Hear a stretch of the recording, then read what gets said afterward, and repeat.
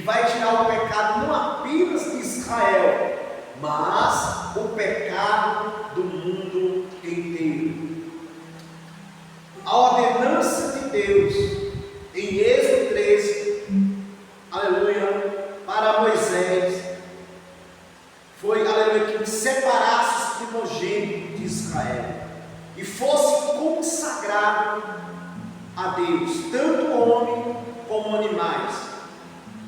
O que é consagrado? O que é algo consagrado a Deus? Quem pode me dizer? Oi? Separados. Parabéns, Mancida. Consagrado é uma pessoa ou algo separado.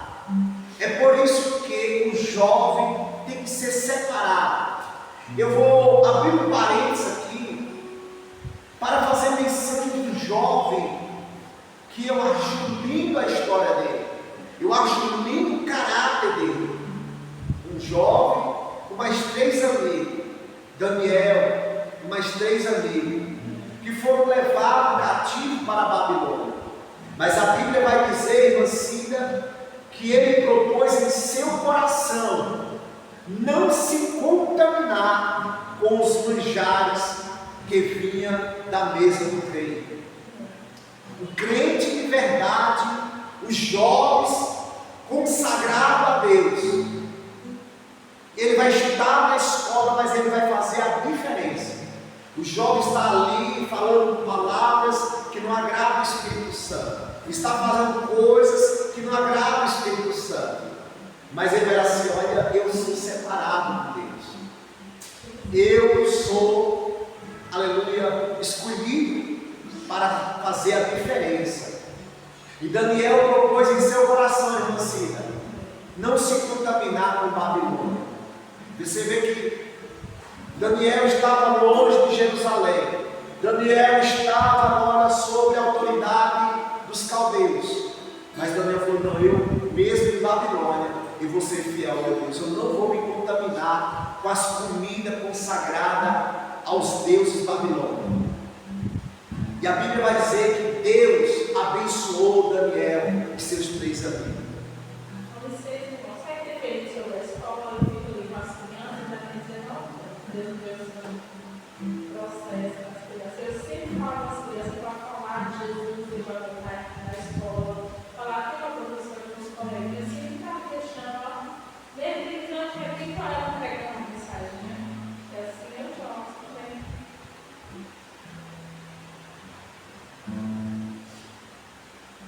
Irmãos, no livro de Êxodo,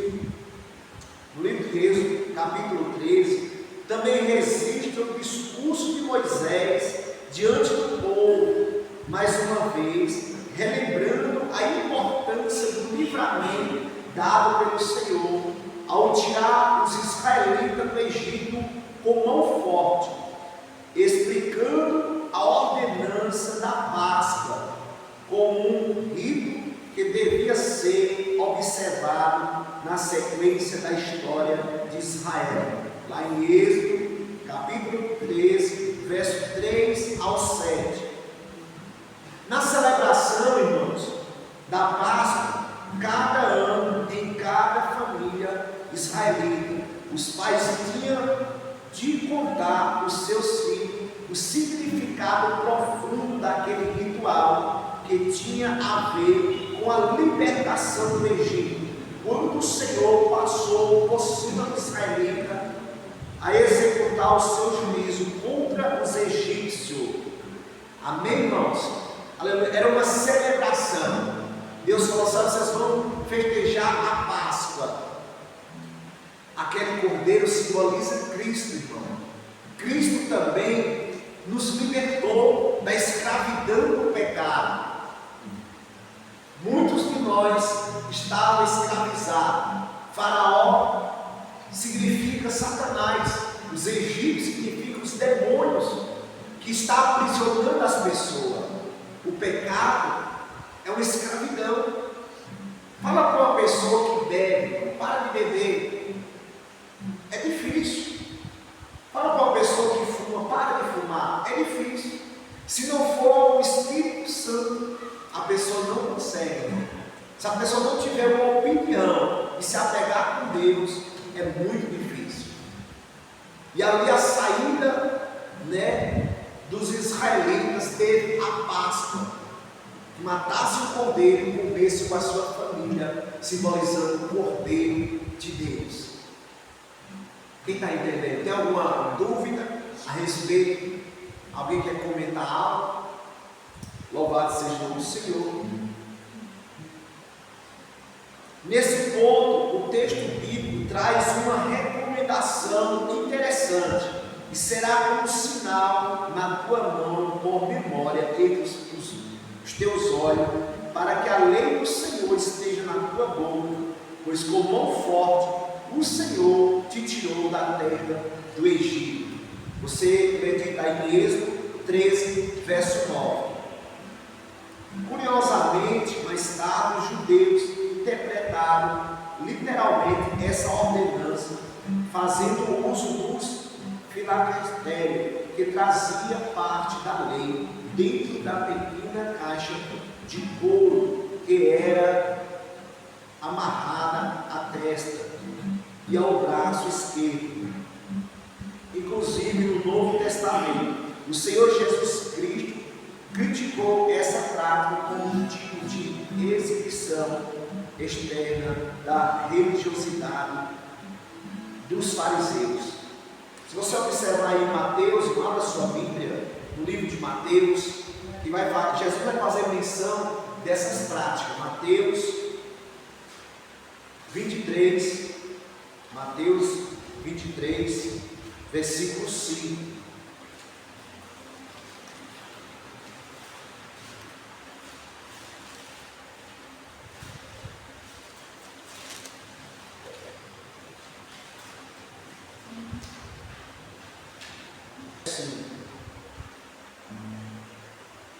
E faz todas as obras a fim de ser visto pelos homens, pois traz largos filactérios e alarga as franjas das suas vestes,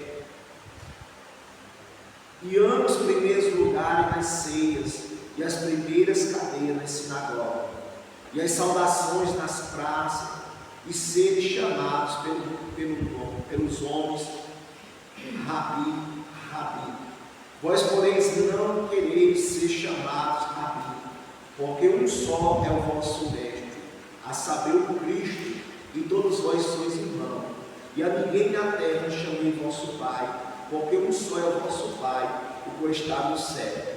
Irmãos, Jesus Cristo, ele censura os escribas e os fariseus, que viviam aparentemente desses costumes a qual foi determinado, mas eles aparentemente pareciam ser como os primogênitos separados, mas eles apenas mostravam para a sociedade que era uma coisa, mas o seu coração, Jesus falou que o seu coração estava como um sepulcro caiado. Olhe para cá, irmã Cida, tanto de pessoas que está vivendo de costumes. Fulano se veste como crente, mas um coração. Fulano tem um cabelo vai arrastando no chão, mas um coração, e o olhar, e o falar, e o proceder. Então Jesus de Nazaré, ele censurou a respeito dos escribas e fariseus que viviam com vista, eles falavam, mas não praticavam, viviam de costumes. Tem muitas pessoas que vivem de costumes, missionária Franca?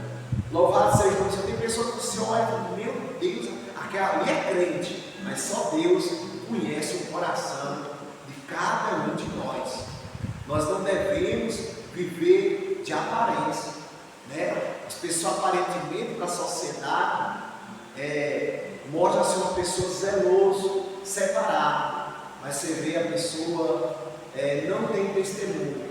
Isaías 43:10 vai dizer: não sabeis vós que sois as minhas testemunhas, diz o Senhor, e o meu servo, a quem escolhi, para que saibais e creais e entendais que não há Deus antes de mim, e depois não haverá. Eu sou o Senhor. Voltando aqui para o contexto bíblico, irmão. Aleluia. A presença orientadora e protetora de Deus. Êxodo 17 ao 22. A última parte de Êxodo 13 relata como o Senhor guiou os israelitas para fora do Egito. A rota pela terra dos filisteus era o caminho mais curto, mas Deus não levou os israelitas por ali, para que eles não ficassem assustados com uma possível guerra e tentassem retornar ao Egito. Olhem para cá, irmãos. Eu quero estar verbalizando o livro de Êxodo, também fazendo menção do Novo Testamento. Abra a sua Bíblia no livro de Mateus. Mateus capítulo 7. Todos encontraram? Vai falar sobre dois caminhos. Entrai pela porta estreita, porque larga é a porta e espaçoso o caminho que conduz à perdição, e muitos são os que entram por ela. E por estreita a porta, apertado o caminho que leva à vida, e poucos há que encontram. Irmãos, a Bíblia mostra que a terra dos filisteus ficava bem pertinho e mancida da terra prometida. Mas o Senhor, irmão Moisés, não levou Israel pela terra do Egito. Deus levou Israel por outro caminho, um caminho mais largo, um caminho mais difícil. Por quê? Porque Deus evitou uma possível guerra. Aquele povo que foi tirado da terra do Egito, eles estavam acostumados com a escravidão. Eles não eram um povo de guerra. Então, quando os filisteus ali viessem contra eles, eles poderiam desanimar e querer voltar para o Egito. O Egito simboliza o mundo nos dias de hoje, irmão. Deus já nos tirou do mundo. Deus já nos tirou da escravidão de Faraó, que simboliza o príncipe deste mundo, que nos escravizava pelo poder da sua palavra, pelo poder do seu Espírito Santo. Deus não levou Israel pelo caminho mais perto da terra prometida, mas Deus fez com que Israel rodeasse e acampasse de frente ao Mar Vermelho. Observe que os pensamentos de Deus não são os nossos pensamentos. Abra sua Bíblia no livro de Isaías. Isaías, Deus abençoa, 55. Livro do profeta Isaías, 55, verso 8.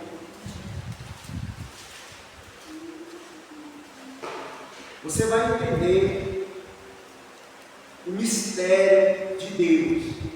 A mente de Deus não é a nossa mente.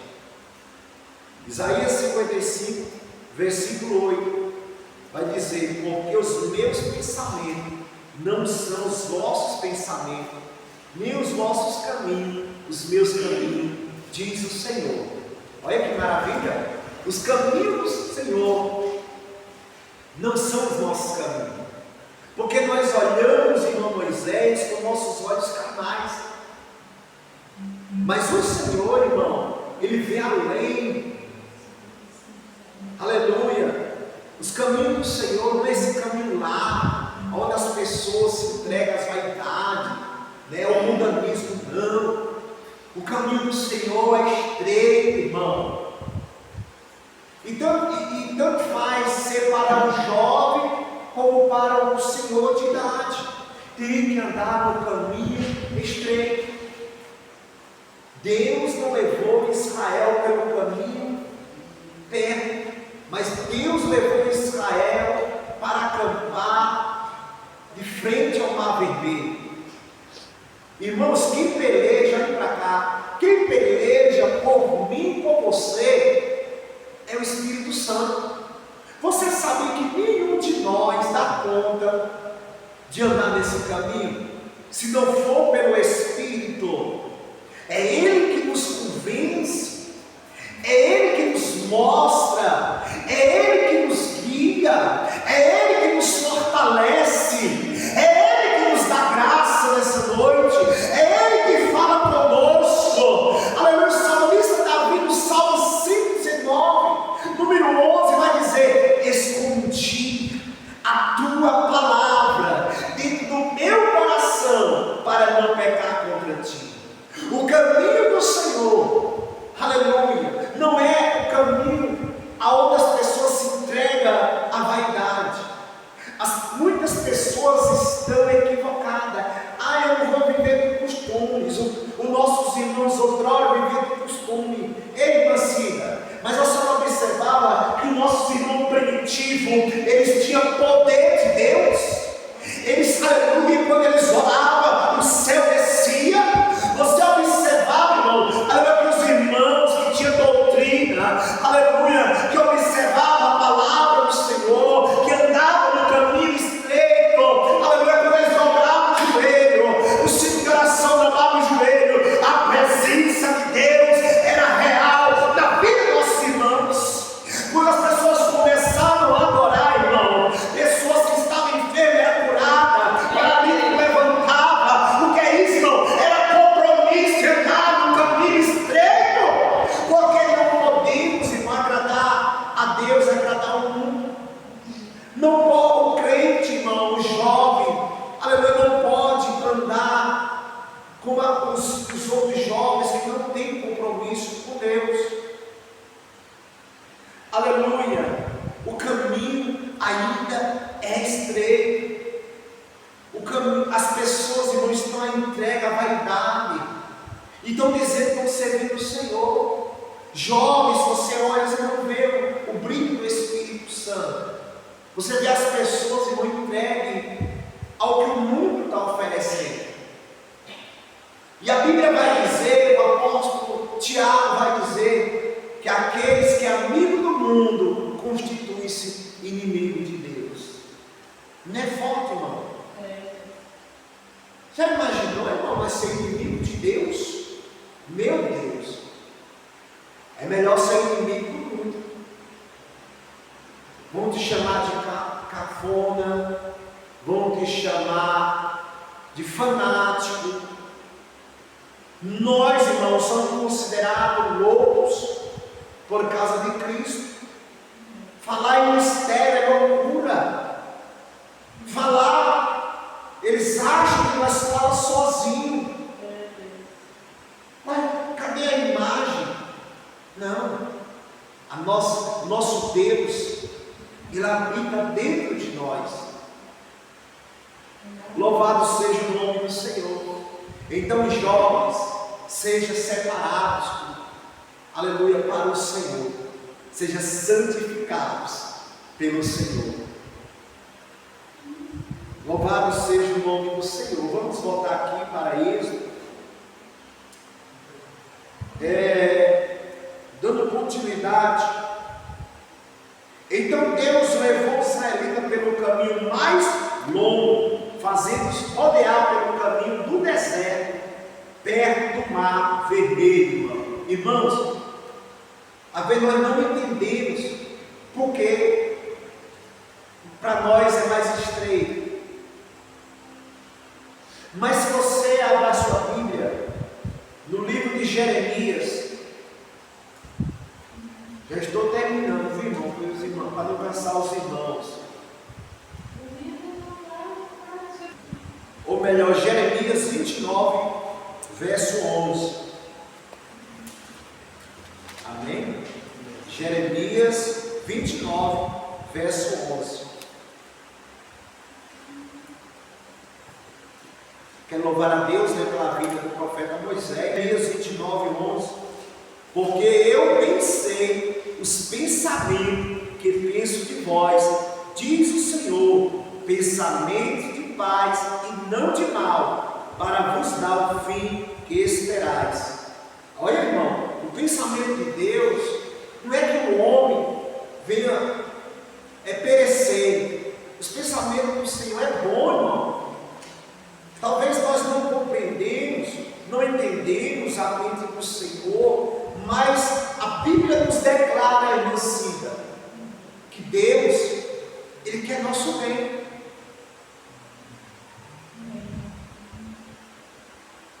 Você vê aí, irmão, que Deus, Ele não levou Israel para a terra dos filisteus. Por quê, irmão?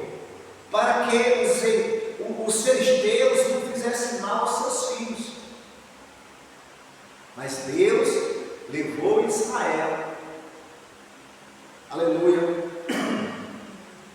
para o deserto. Israel ficou acampado em frente ao Mar Vermelho. Agora vai entender, irmão, Israel ficar acampado. Você já imaginou que passar na mente dos israelitas, dos filhos de Deus, os primogênitos? O que Deus quer conosco?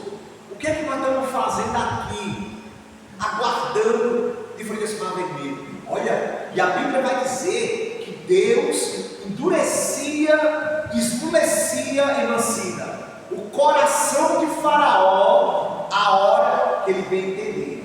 Eu quero te dizer, Jó, que quem está na tua vida é maior do que aquele que está lá fora. Eu quero te dizer que nós somos guiados pelo Espírito Santo. O Espírito Santo está conosco, irmão. Ele arde como fogo. Israel, irmãos, era guiado por uma coluna de fogo à noite. Israel, aleluia, estava protegido por uma nuvem por causa da alta temperatura ao dia, a coluna de fogo à noite, e Deus fazia sombra para Israel. Você não está vendo, mas a mão do Senhor está estendida sobre a tua vida, jovem. A mão do Senhor está estendida. E nós vemos aqui o zelo de Deus pelos primogênitos, pelo o povo cujo Deus é o Senhor. Eles ficaram acampados de frente ao Mar Vermelho. O texto diz que os israelitas saíram do Egito arregimentados.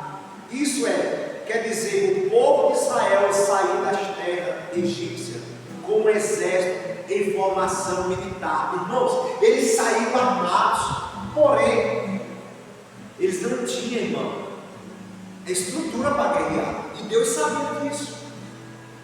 Irmão, se não for a proteção do anjo do Senhor, na minha vida, na tua vida, nós não suportamos as batalhas. Se não for o Espírito Santo que trabalha na nossa vida, irmão, nós não aguentamos. Mas o Espírito Santo, como eu tenho pregado, ele anda com a igreja, ele fala com a igreja, ele intercede pela igreja, ele está trabalhando na tua vida. Eu quero dizer que vai valer a pena. O nosso sofrimento nesse mundo é momentâneo. É oportuno salientar, como é um estudo de jovens, que o sábio Salomão diz: jovem, lembra-te do teu Criador na tua juventude, antes que cheguem os maus dias. Irmão, nós devemos lembrar de Deus hoje. Ah, mas eu estou muito jovem, quero aproveitar. Irmão, o pecado não é aproveito. A vaidade, a sensualidade, tantas coisas que esse mundo está oferecendo aos jovens aí, é para destruição. O melhor é nós estar na presença de Deus, ser guiado pelo Espírito Santo. A Bíblia vai dizer em Êxodo 13, ainda traz a observação de que na saída do Egito, os restos mortais de José, filho de Jacó, foram levados junto com os israelitas. Embora José tivesse sido governador do Egito, ele jamais perdeu a convicção de que Deus cumpriria a sua palavra e daria aos filhos de Israel a terra prometida a Abraão. Irmãos, antes que José dormisse com o Senhor, né? Antes que José morresse, ele falou assim: olha, o Senhor vai visitar vocês, e eu peço a vocês que quando o Senhor visitar vocês, não me deixe aqui, vocês me levam para a terra prometida, a qual Deus prometeu a Abraão, a Isaque e a Jacó. Irmão, ele morreu na esperança. José foi um jovem temente a Deus. José foi um jovem diferente. Seja um jovem diferente. Honre o Senhor, jovens, porque o Senhor te honrará. Deus vai cumprir, irmão Moisés, as promessas na vida dos jovens que são separados para Deus. Deus vai preparar um bom casamento. Deus vai preparar um ministério pastoral. Deus vai preparar um ministério missionário.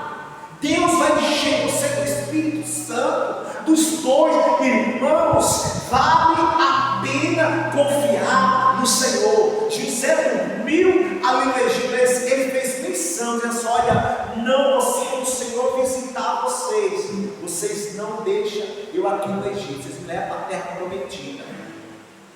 Porque Jesus falou: aquele que crê em mim, ainda que esteja morto, viverá. A promessa de Deus para Abraão, aleluia, não apenas será cumprida